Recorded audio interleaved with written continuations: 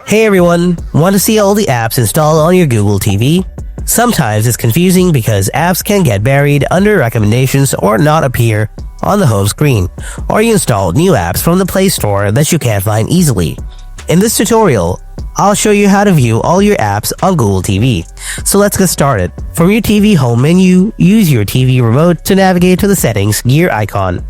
Now select it. Scroll down a bit. Go to apps. Now scroll down again and select see all apps. This will show you all your installed applications.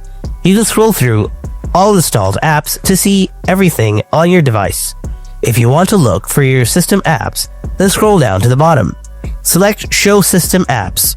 Now, this will show you all your system apps as well. You can access all your information by clicking on them.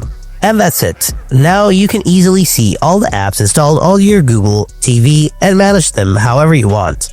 If this tutorial helps you out, then hit like, subscribe for more tips, and drop a comment with your favorite app.